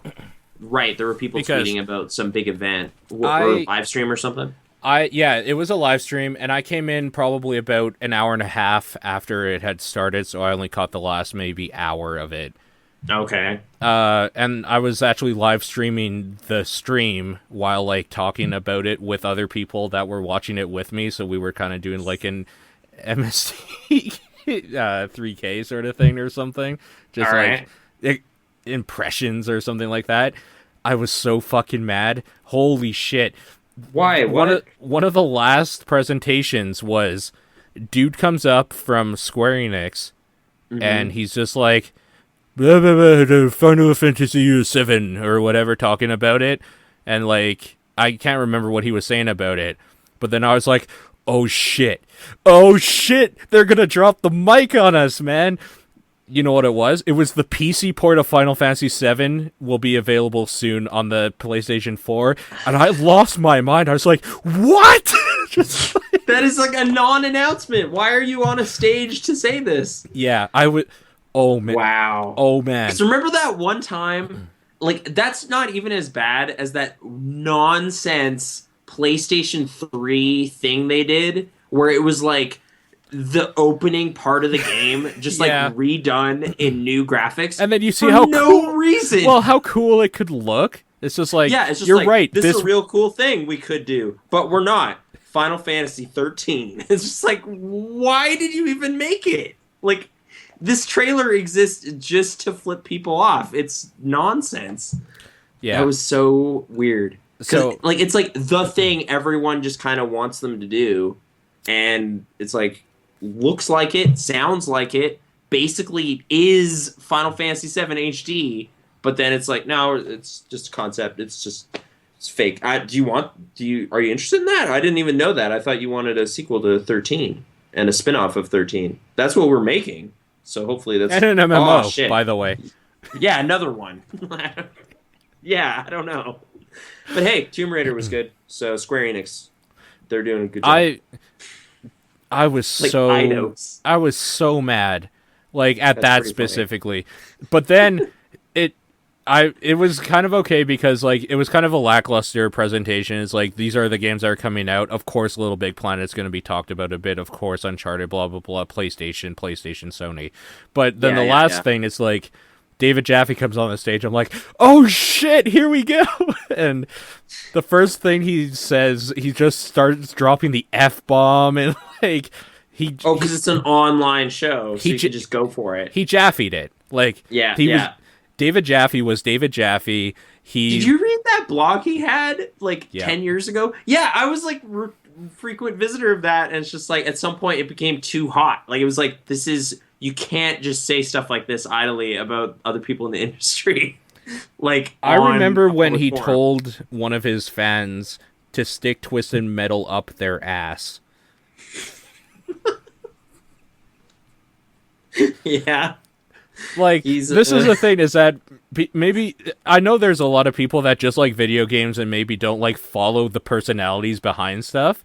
Yeah. David Jaffe has made a name for himself of just being like the biggest asshole or like weirdo that has ever... But now, the way this story is sitting currently though right now is just David Jaffe walked out and was just like, God fucking damn it, shit, bullshit, God fuck damn it. And then he just left, and that was it. And it's just like, what did he say? What is he talking about? Well, he was talking about this new game coming out. I think it's called Drawn to Death or something. It's a third-person like deathmatch sort of thing, but the basis behind it is that it's basically like the Notebook of like some angsty teenager or something. So all the characters are like these weird like punk rockish looking dudes. It's all like scribbly, and like there's monsters, and this just sounds kind of like Charlie Murder or something. Sure, but done well. So there's a different there. But no, it's just one of those things where it's like everybody else is so professional. Like, you can tell they are like PR people. They're going up on a stage, they're going to show this thing, and they're going to be like, yeah, applause guys, come on, blah blah blah or whatever. Yeah. And the only reason David Jaffe ever goes up on anything is because he has a name, and every time he goes up, he's the most unprofessional motherfucker to ever like publicly speak, because people, not everybody will just say like, play the fucking shit or something. Like, he's just, I don't know what he's doing ever, and I kind of love it because I'm pretty sure he's always drunk. Like, well, yeah, he just walks around with a flask, just takes a little before he walks out. Like, totally, maybe. It's a lot of people out there. You gotta steel yourself. Sure. So, but he Jaffied it.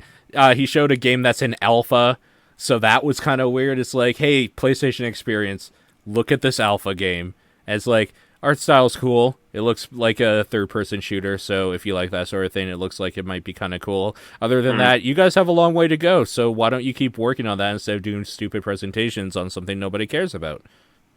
It's kind of a weird time for a presentation, but I guess like this holiday season wave is already kind of done. So I guess it's just kind of like, hey, no, dude, stuff's coming out like next year. Get ready. And it's like, okay. And then like, after the presentations, they talked with a guy from Bungie about Destiny's DLC that came out this week for about 40 minutes. Wow. All right. And the first 5 minutes of it, their mics were cut, and it was still playing like the track that it was playing for the like montage they were showing of Sony games before. Like, so it was an internet presentation.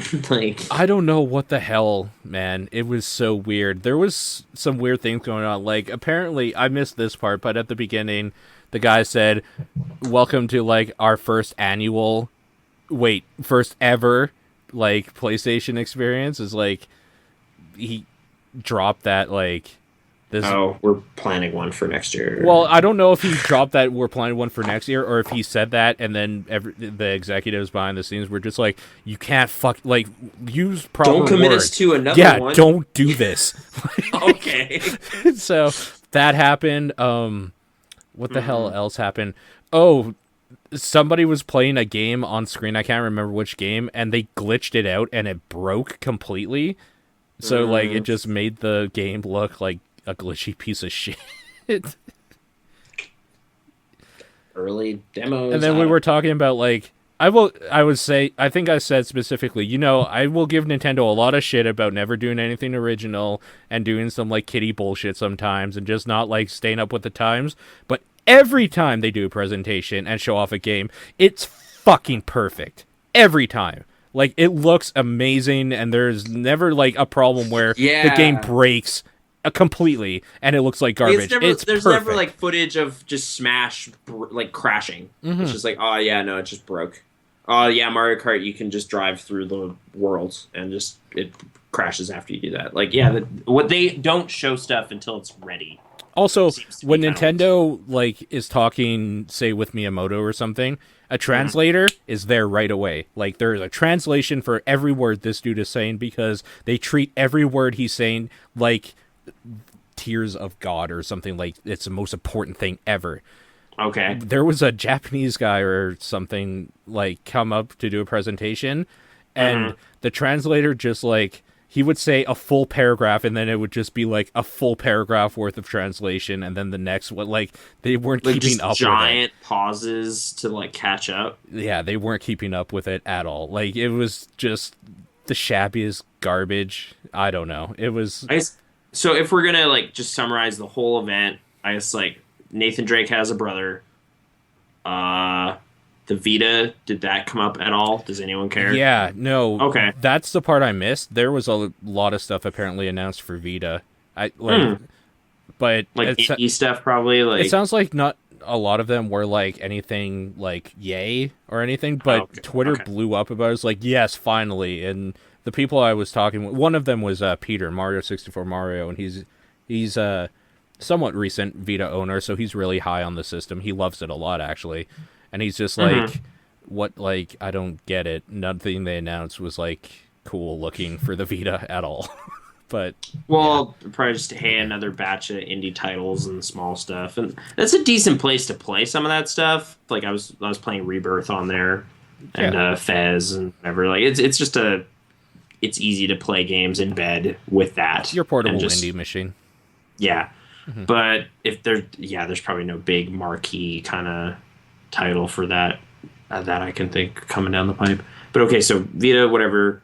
Like, I don't like. I was kind of under. Like, you were like snarking on Last of Us, fair enough. But like just Naughty Dog stuff. Like I was strangely kind of underwhelmed by this Uncharted 4 stuff of just like, well, yeah, it looks better and there's like a grappling hook now, but you're just kind of doing the same adventure stuff. Like, the reason you were underwhelmed is because Uncharted is a bad Tomb Raider. Now that a good Tomb Raider came out. Well, I don't know about that. But they like what they do is just the writing and stuff is what they love. Like just the character is saying stuff as you're doing stuff, and there's kind of just more personality to kind of your proceedings or whatever, and that's fine. But it's like the fourth time you're doing a set piece adventure. Like just that there's climbing in it still is kind of just like I've done like the whole fish your hand around. Oh, there it is. And like now they've added like a little spike, so you press triangle to spike it in, and then you can vault up and stuff. And it's just like that's the same thing. It's like two more buttons. Yeah. But I mean that's one sequence in the whole thing. But I don't know. It's the same. Next gen is just higher res. This gen, I guess, and like slightly bigger environments maybe was what they were looking at maybe, but like there was honestly a part in that like just the Tomb Raider comparison. You know that game basically opens with you standing on the cliffs looking out at like this water. Yep. Like that's a pretty early thing. Yep. This has that. Like it's just like look at that water and like the cliffs, and you're just like we've done that. Like an adventure game like this already exists and has done that specifically. Like this isn't a showstopper kind of. That water looks so good. It's like I don't. So that was the one kind of thing I clicked on out of that event that I watched. But yeah, PlayStation. I don't know what to get excited about on that end of things. There right was now. one thing that they like announced or showed during a presentation that I was like, yeah, okay, I'm in. And it is the special edition they're releasing of Day of the Tentacle. Oh, wow. Okay. Right? I mean, there's that Grim Fandango remake, so Yep. they're just going all old adventure games. It was funny because they did Grim Fandango like trailer and stuff. Tim Schafer came up and they did that. Yeah. And people were just like, fuck this, fuck you, Day of the Tentacle, where is it? Like, fuck, blah, blah, blah, in the chat and stuff. And I was kind of like, yeah, we know about Grim Fandango. Like, I'll give a shit when you bring back Day of the Tentacle, because I loved that game. And then that came up, and I was just like, start, like, clapping. Like, they did it! They did the thing I was just saying they should do! Oh! And then I was maybe a little too snarky, and just, like, being an asshole and saying, no, it's good that they're doing this. Basically saying it's good that they're doing this because they realize all their new stuff is fucking garbage, so the only way they can stay relevant is by redoing the stuff they did well the first time. And did that be like, I like Psychonauts. No. Psychonauts I would consider one of the older stuff now, though. Like, let's be honest. It is almost 10 years ago now. Yeah. But so all we're really saying then is Brutal Legend sucks. Like, that's really what we're getting at. And you're right. And no one will disagree with you. It was really bad. I was there. I wanted to like it so bad. I was there day one. I bought it new. And I wanted to love it. And I got ripped off so bad. It was good for the first maybe 20 minutes or whatever until everything went bad. I played like 3 hours of it. I think I'm near the end. But I didn't want to play that kind of battle ever again. So yeah. Here we are 6 years later. I don't know. That's game stuff. I guess we're going to call that a show because you got to get some sleep. Yeah. This is the most responsible episode. I wish I had watched... I didn't watch the Game Awards. I missed them. So... okay. So, next time, we'll... Are you going to ever watch them now or just well, they're on YouTube. Like... Okay. So, probably at work. All right. It's 3 hours long, though. It seems a bit rough. Like, that's really long for Game Awards. Is it just this year's Game of the... Like, so it's like... It's that... It's what Jeff Keighley's doing now. Okay. It's like the Game Awards, I think, is what it's called. I don't even know what's, like, heating up Game of the Year talk this year. What are people losing their minds about? Shadow of Mordor? Oh, I already know who won Game of the Year at that thing. What is it? It was Dragon Age Inquisition. So I want to see what it was up against. Is it that good? I honestly didn't hear enough about it to know whether people were losing their minds about it or not. How much do you like Dragon Age? I didn't at all. Okay, then no. For you, it won't be good. Don't buy it. But I like Skyrim. It's nothing at all like Skyrim. Oh, okay. It doesn't play anything like it. Like, can I like? There's more story, and if that's a bad thing to you, then that's a fault. But like story as in cutscenes, or story as in me walking around and people are talking? Yes. Both? Yes. Dialogue wheels? And Okay. like Do dialogue I wheels. speak? That would change Yes. a lot. All right. Your character speaks. I might check that out. Anyway, That would change everything for you. I was really not into that they were going silent protagonist. Like, you've already established Mass Effect works. You should do that with this as well. And then they just kind of didn't. But whatever. Do So, you want to take any questions? I have some Twitter ones. oh, maybe some Twitter ones. I guess I was just going to say, like, this week we weren't actually throwing stuff into the barrel. We were kind of pulling stuff out of it and taking it home. So, I don't know what we're doing. This reverse, like some of those games are probably really bad, but they're old, so I want them, and that's a weird way. Or like little cheap toy things. What are we? I don't know. Barrel stuff didn't happen this week, but okay. I think we Twitter can talk questions. a little bit longer, just because there's a lot of stuff that happened this week, very recently, Okay, that like some what? of the questions touch on. Like this Okay. one, Tony T Palms on Twitter says, recently a big swath of movies that are tapping old wells: Jurassic World, Star Wars 7, and Terminator Genesis. Any that excite you? So let's talk about the Star Wars 7 trailer quickly, because Right, everyone yeah. else has, and you and I haven't at all. And I've obviously watched it like 4 or 5 times. Yeah.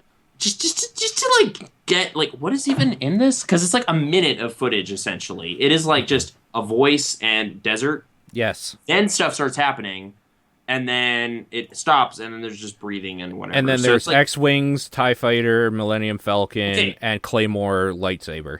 okay, point on that though Yeah. is why is all of the spaceship stuff like inner atmosphere? Like it's not space battles, it's like flying spaceships like they were airplanes. And it's like, what do you no, it all right.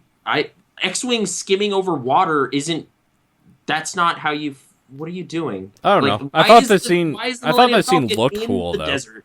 Like, yeah. I thought that scene looked cool with like the water rushing by and stuff though. Sure, sure. sure. I was it was okay just with like it. every time there was a spaceship, it was in an atmosphere, which was weird to me. Like Like it was just like a pattern. I was wasn't more even mad weirded at it, it out. was just weird. I was more weirded out about the Millennium Falcon being like on a world, when the whole like thing with the Millennium Falcon is that it could go so fast that like you could just go across the universe. Yeah, maneuverability isn't really its thing. It's like Right. a big disc, but Right, whatever. like, what I is guess this, it seems pod like it's racing? Pixar. Yeah. Anyway, so that trailer came out. Man, that lightsaber just looks like a thing that would have been in like 14-year-old J.J. Abrams like notebook. And he's just like, when I get to make the Star Wars movie, I'm going to put this in. It's going to look like a sword. Like a sword. It's going to have things come out. And it was like, I didn't fist pump or anything at that. It was just kind of like, that's a weird idea. I've never thought about doing that with all right, whatever. Okay. Well, that was in the extended universe, apparently. That totally makes sense that is in the extended universe. I don't doubt you for a second. And But I apparently had no it's a training sword in the extended universe. So if Oh. if so that you can't hurt yourself. Like if get that's cut? true, first of all, I can't confirm any of this. I'm not that into Star Wars, really. Like the you've movie, already analyzed this trailer more than I just watched it. I didn't read any commentary on it. the movies are kind of where I'm at with it. Like I don't need to. Some of the video games are fine. I don't need to go into like the Shadows of the lore. Empire, son. Shadows of the Empire was okay at some point in my life, but it isn't Yeah. any time in the last couple of years when we tried it again. I still can play those levels though, but that's just because I memorized that garbage. It's so bad. Well, when you The spend Tron $90 on that game, You better enjoy every second of it on like hard difficulty. But yeah, yeah, so or Jedi. my thing is that, first of all, I can't tell if that's a true thing or if it's a training sword or whatever it is in the EU. But Yeah, if yeah, it is, that makes me think that that is like a Sith training ground or something. That like a scene from like some Sith Lord like training. Maybe he'll be like the end guy, like the end boss, and this is his like rise or something. Yeah, the end boss in the movie. Yeah, That's how exactly. they structure those now. Because since the Jedi ostensibly won in the Yeah. first like 6, basically, right? Mm. There's got to be a comeback of darkness. And like they would have to train. Like there would have to be a new hope for the dark side, basically, and he would have to do the Mark Hamill thing and learn how to use a lightsaber, maybe, or like I don't know. It doesn't matter. Yeah. So There's not a lot to go on in there, but there's a minute of stuff and whatever. are you excited about that at all? Let's just go through that quick, I guess. So, I don't. Episode 7. I mean, it's like one of those things where it's like, I'll watch it. I'm gonna, like I know I have like my weird like anti-merchandising, Lego, whatever about some stuff, but this one is just like too of interest for me to check it out. I'm not sure I'm gonna like it or not. I don't think I'm gonna get upset about aspects of what I didn't get as mad at the prequels as a lot of people either. So it kind of snubbing those or just throwing that stuff away might not that won't be like, oh, did you notice how they did that thing with this? Like they negated that thing that was done, and it's like I didn't even care. Yeah. There's going to be space vehicles and What do you think swords. of Black Stormtrooper? This was actually a point of contention on the internet for some reason. What is that in there? I didn't notice that. Well, Are you serious? the very What? beginning, the black guy comes up. He's in a Stormtrooper uniform. Oh. Okay. When you first said Black Stormtrooper, You I didn't thought take it as a meant- race thing. You took it as like I a new thought you meant Stormtrooper. the armor was black, and he was a Dark Forces thing. I know. And I was like, I didn't see that anywhere. Because Yeah, you're there's not a guy racist. in yeah. That was a weird opening to the trailer. It was just like, okay. Okay, did you flinch or jump back a little bit? Yeah, I did. Yeah, The I did first time too. I watched Yeah, it, I totally did. I did too. Okay. It's like, it was a weird way to do that, but yeah. Yeah.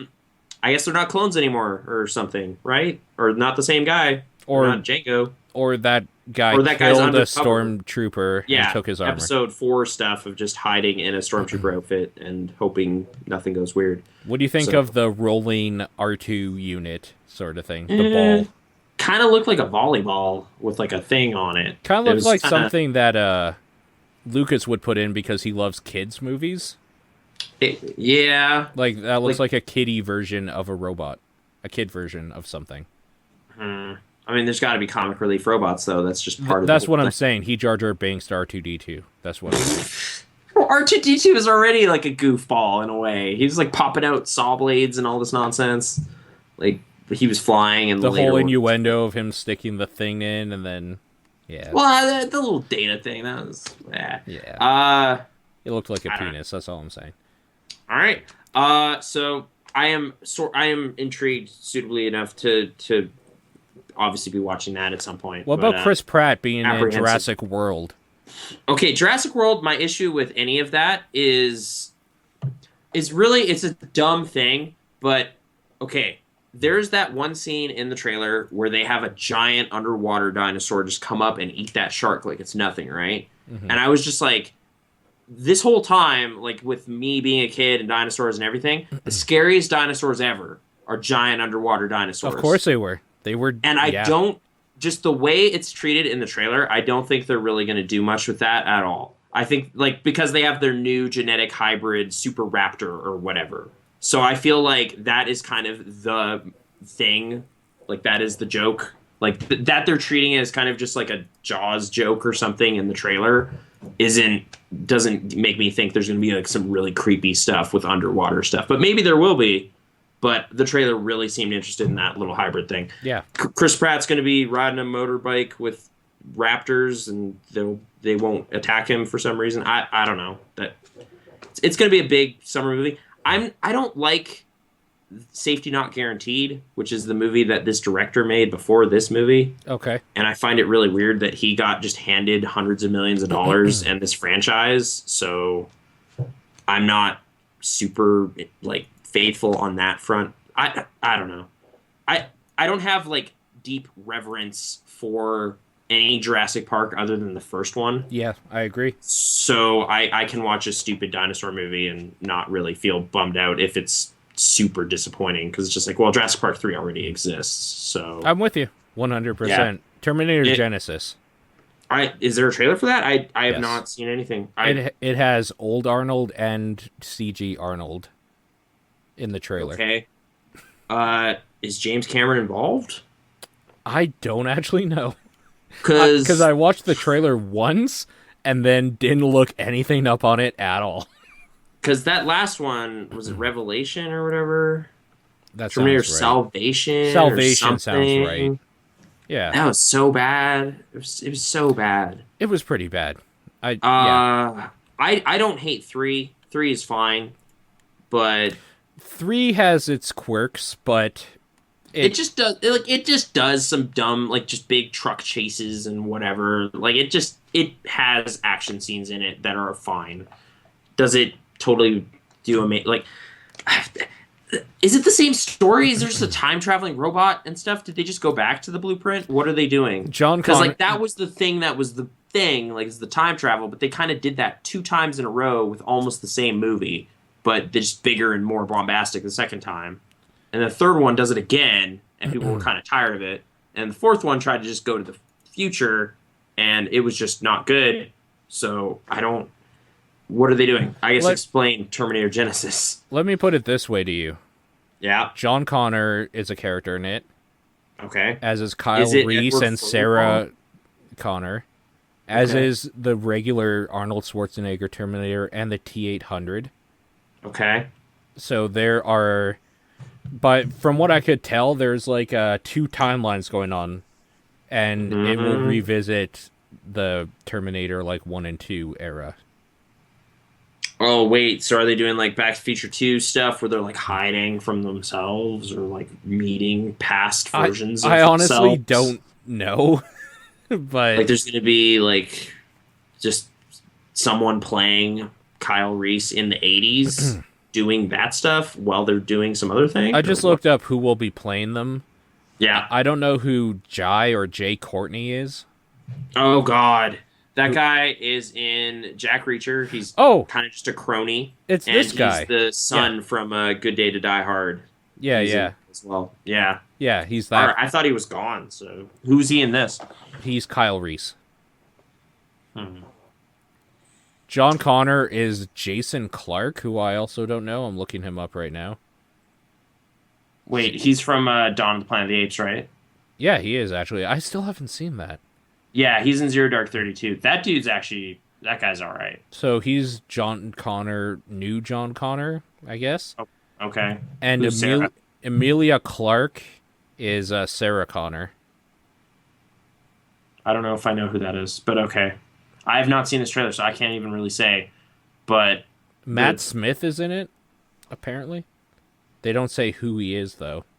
Oh, okay. Yeah. Doctor Who? Weird. Yeah. Time travel. So, perfect. Yeah, so I'm 3D Homer is actually gave the best, just basic, like, 1-sentence thing. They basically send old Arnold back and train Sarah Connor before Kyle Reese arrives in the past. Why? Like, that's my question for that premise, because she learns a lot that she needs to know from Kyle and then trains up even more. Like, why have that happen? Actually, Zeta Shade, like Tony, said, like, a little bit more here. Okay, so lowdown. John sends Kyle back. Turns out he was sent back to a timeline that John did not know existed. Sarah was trained by old Arnie. So it's a different timeline. Old Arnie kills new Arnie, and it's seemingly like a rematch and revisit of the first 2 films. I don't think I'm excited about that. It's like, it's a really weird idea. Maybe just watching them cannibalize the franchise in a weird way, it might be like really something. Yeah. But not in a way that's like, ooh, fantastic. It's like, oh man, this is such a weird idea. Arnold Schwarzenegger's post-governorship career. Yeah. Okay. Okay. So there you go. Trailer roundup. Marshmallow says, this is hypothetical. Do you think Smash Bros. Should even be allowed to participate in competition for best video game soundtrack? I'm guessing the reason he's saying that is because every level is basically just like a remix or like ginnied up version orchestrations of old music. Yeah. So I'm gonna say no. It's like a compilation. Yeah. It's like no, I guess no. There's no new material that I can think of that's in there. So yeah. Those are the only two like real questions from Twitter. Did you want to talk about movies or anything? Like I can go for a little bit longer. I'm fine. I'm almost ready to tap out though. I'm a bit zany, but I guess I'll just say I watched the movie Hunted, which I'd never seen before, William Friedkin, and I thought it was great. Okay. I'd never seen it before. I don't know, like, have you seen it? It's basically kind of like a Rambo-esque scenario. Like Is that Benicio the one del with Toro. Yeah, I have. Yeah. I actually own it. Okay. Mm-hmm. I'd heard kind of just middling, mixed kind of things about it over the years. I'd never decided to just watch it, but I don't know what those hypothetical straw men I just invented were complaining about. Mm-hmm. Because it was just got down a bit, like, it just establishes its characters like really quickly. He's a war-torn, kind of shredded up, like PTSD kind of guy who just kind of snaps, hates that people are killing animals and whatever, just goes off. And Tommy Lee Jones has to stop him. He used to be his teacher. And there's just knife fights. They're just savage knife fights, like, all the time, all over the place. Yeah. Knife fights. It's great. And, like, the final knife fight, I love that each character makes their own knife for the final fight. I was just like, oh, this is so great. Benicio del Toro's, like, forging a knife and intercut with Tommy Lee Jones, like, making a rock knife. Yeah. And then they're going to go fight with those knives, and then they do. And then a Johnny Cash song plays, and it's over. I was like, that was fantastic. So that was a great addition to my day. What Johnny Cash song was it? The Man Comes Around. It does it before Dawn of the Dead did. So fuck you, Zack Snyder. That you fucking piece of shit. song. You stole it from William Friedkin. There's a man going around taking names. Yeah. Yeah. It has like the movie kind of bookends with some stuff of Johnny Cash speaking about Abraham killing his son Isaac. Mm-hmm. Like, it just kind of like sons fighting their, like, I guess metaphorical fathers or whatever in the movie. But I don't know. It was just efficient. It was good. Yeah, no, that movie's enjoyable. You came from a movie just tonight, didn't you? No, I'm seeing Horrible Bosses 2 tomorrow. Ew. But okay. Yeah, saying 2 reminded me I watched Dumb and Dumber 2. Oh, dude. Yeah. I saw Interstellar. Oh, what? Oh, no, we're going to be up all night. All right, so what did you think of Interstellar? It's a solid 7 out of 10. It's fine. I had a good time at the theater. Okay. Actually, that's not true. I didn't have a great time at the theater. But, like, remembering back on it, I was like, yeah, it was fine. It was Inception in space without as much heady bullshit going on, maybe. But, oh, man. Music was the thing that just was... Oh, man. What? Whoever mixed that sound needs to be fucking taken out to an alleyway and put down for good so he can never ruin a movie again. Why is there sounds when they're talking about what's going on? Like, okay. What the fuck? I totally, like, I'm glad you share the experience because I was under the impression like maybe we were just sitting too close to I was sitting in the exact middle of the theater because I went on a day when not many people were around. Yeah. And I was like kind of like tilting my head to see if maybe I could hear better because there's a lot of whispering for some reason. And oh my God. Not only is there whispering, but there's and like dumb fucking sounds everywhere. The giant organ hits. There's really one specific example of that where I was just like driven, I was just like, all right, fuck the score on this movie. I hate this. Like, what just happened? The music's shitty too. It's not that good. Michael Caine is about to like say the last things he says in the movie ever. He is like about to basically explain why his character is here and like say what he's about, and then it just gets drowned out by music. And I was just like, what? Are we not supposed to hear? Like, what? I don't know what he said. I have no idea what he said. I wanted to know what he said. That I was getting pulled into that scene, and then I just got punched in the ear out of it by Hans Zimmer and his goddamn punching organs, and then just sending it to Christopher Nolan and seeing if he'll put it in his movie. And he did. He just put it in there and mixed it. He's defending the mix. Like, Christopher Nolan's like, no, that's what I wanted. Christopher Nolan is a fucking retard, and he's never done anything good in his life. That's not true. Come on, man. Memento's great. Anyway. Prestige is pretty good too. Yeah. No, I mean, Watching Memento again like a few months ago, it was just like, man, this is efficient stuff here. I forgot how just again efficient movies. I like that. Apparently, just it gets its job done in a interesting manner. If we're talking gets its this movie job just done, keeps going. I was gonna say it's not efficient scenes. at all. And you know what? Most of it can be taken out. And not only there's kind of two giant chapters that just don't need to be there. But the sound editor has to be taken out and shot. I think the just regular editor should probably just be put in a cage and never allowed to work again or something, because there is stuff in there that just seemed like it seemed like they were padding something out to maybe make something more epic, but nothing epic really ever happens ever in that movie. Well, it's like there's like planets they visit that it's just like, what really happened there? Dude, for 2 seconds. Okay, like in Mass Effect 1, I had more fun visiting planets with the fucking Mako or whatever than like at least I got to explore the planet, and it just wasn't in this like 2-foot radius and then going again. Like this is the wave planet. This is the water planet. This is the ice planet. Like, are you fucking kidding me? All they need to do is decide on a planet and then give it the weird time distorting effect so that the story thing of like him aging disproportionately could totally still happen, and then just trim some of these planets. It's just indulgent, I guess. It's like he has made billions of dollars for movie studios several times now, so he is just given open canvas, like just do whatever you want, and it's just there's no one to kind of. This is really long and inefficiently told. Like the performance is fine. Like, it looks fine, and, you know, generally speaking, I kind of thought there was too many close-ups, but that's just me.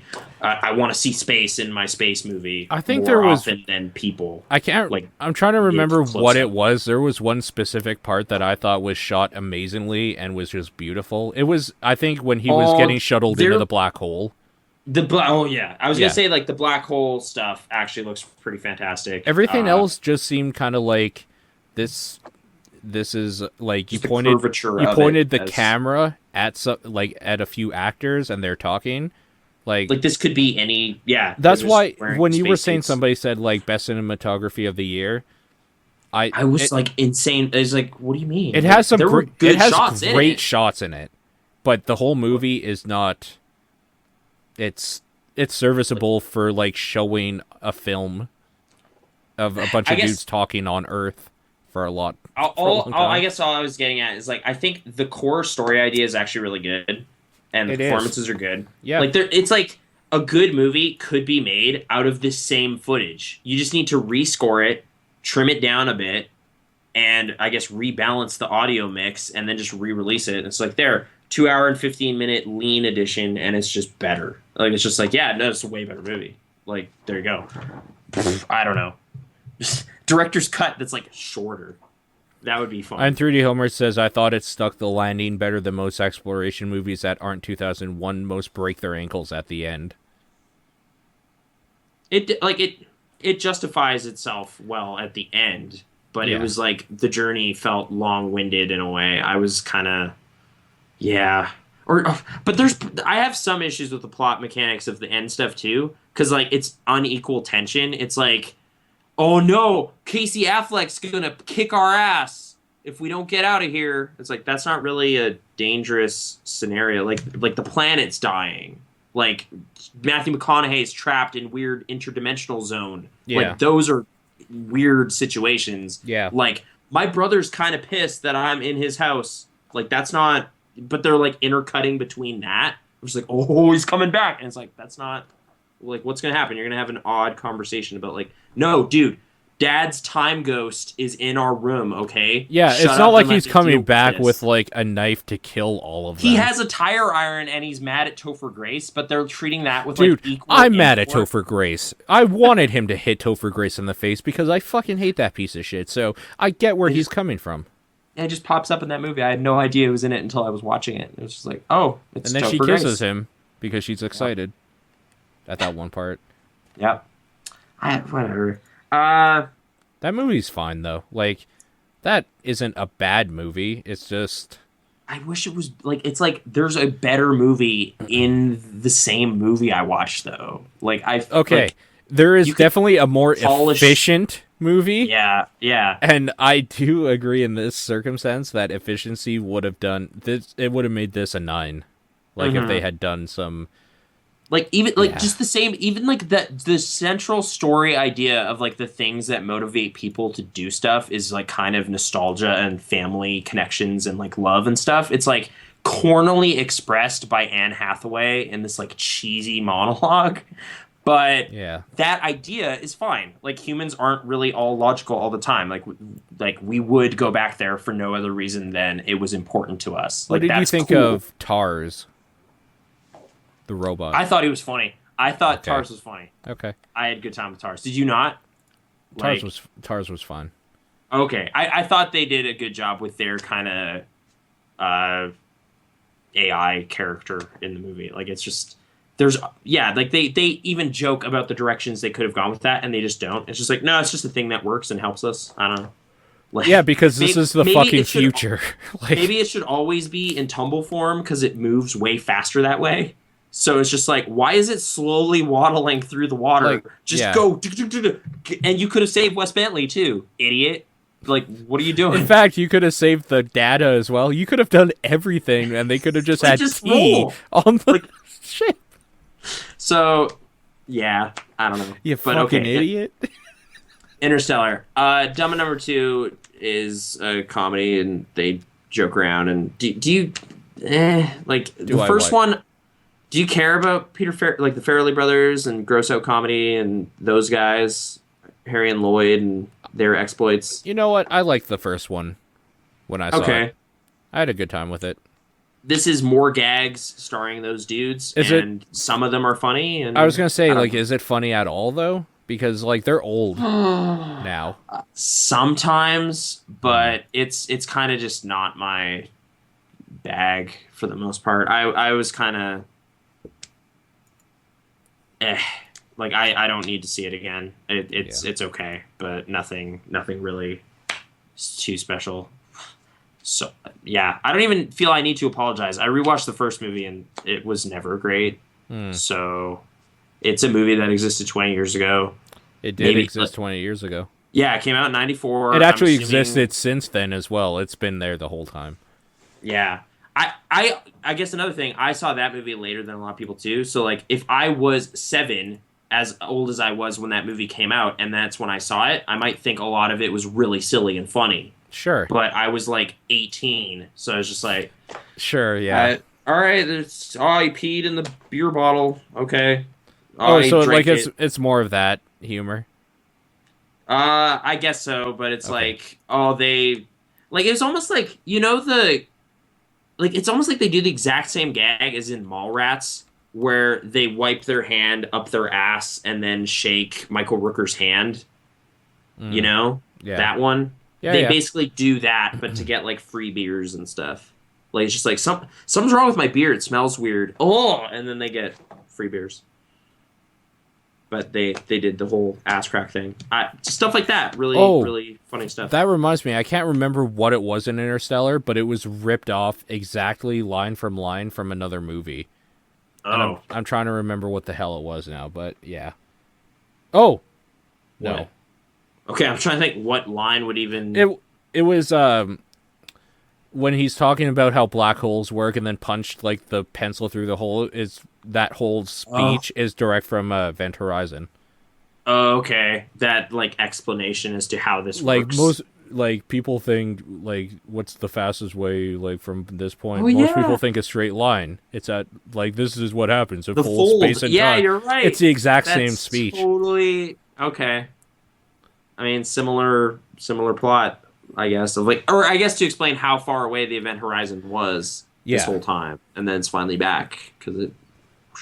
Whatever. That movie's not as great as I remember either. It's a lot more boring. It's only like 98 minutes long, but it's slower than you'd think. It is super slow. If we watched what it isn't, at though? work, like I know, we and it had the still perfect seems setup slow. where it's like anything right now would be better than what we're doing, except Mm-hmm. this. Yeah. Soldier's okay though. I've decided that much. Like, that's Okay. a better Paul W.S. Anderson movie from the 90s. I haven't seen that in so long. Like, it's so much better than I expected, given people being like, oh, it's from the Blade Runner writer, and they just fucked it up. They just ruined it. It's terrible. And it was like, really? I never. Oh, I don't remember fine. it being terrible. It's not terrible. It's like, I mean, it's like not heady sci-fi. It's kind of a action war movie thing, but it does a good job with that. Kurt Russell kind of commits to his character and stuff. Paul It's got W.S. military Anderson stuff. will always have a special place in my heart just for Resident Evil. Like, All right, so, that's fine. but Some of those are fine. yeah, I just looked him up now. I can't remember some Yes, of the Race stuff he did. 2000. I never saw that one. Never saw I did Death not. Race. Okay. I did like Alien vs. Predator, though, so I'll give him props for that. It was I really only saw dumb. it the one time, but I had a was decent dumb. day. Yeah, Yeah. yeah, exactly. And that tagline is immortal. Like, whoever wins, we lose. That's just been thrown around ever since. So there you Oh, go. shit. I'm 3D What? Homer dropping gauntlets. What He happened? said, What happened? fuck Blade Runner. Every single cut of that movie, or just That's a 'Cause, good like, point. it's like 5 different movies. I think Yeah. like 2 of them are pretty good, and that's, I don't know. It's more like the aesthetic and stuff and the score. I love the score. That is a great score to listen to at work some days. It's perfect. It's so atmospheric. But anyway, I think is that a good point to end? We could just I'm good. All right. That was the Burning Barrel thing. Thanks for joining us, Paul and Nathan. Yay. We'll talk about more stuff next time. Should I open these? Send your Twitter suggestions at Krasnor. I'm just gonna do it. Should I keep the packaging though? Forever in a box somewhere. I threw the packaging away from mine as well. But this is unique. Like the backs, it's got Marth and We Fit Trainer on it. It's like, Yeah, it's advertising material. but Actually, you can never you know what? get It's funny that I say that because when we bought ours, Aaron was saying, like, do you want to keep it in the package? I'm like, no. Like, I was never that kid. Like, I always open stuff. And she's like, well, the stuff looks kind of cool. I'm like, it's like keeping a fucking pamphlet or something. Like, it's seriously just printed on there so people will look at it and want to purchase it. yeah. So That said, I basically like got a box of pamphlets today and went, yeah, these are old. So 30 years from now, when someone goes through my Kijiji posting, they're going to be stoked when they find this. They're like, oh, what? Star Fox. Star Fox has been outlawed for the last 50 years. I can't believe you Amazing. have this. So 2044, stay tuned to Kijiji. Back Alley Party. And the Burning Barrel podcast. We'll see you then. Yeah.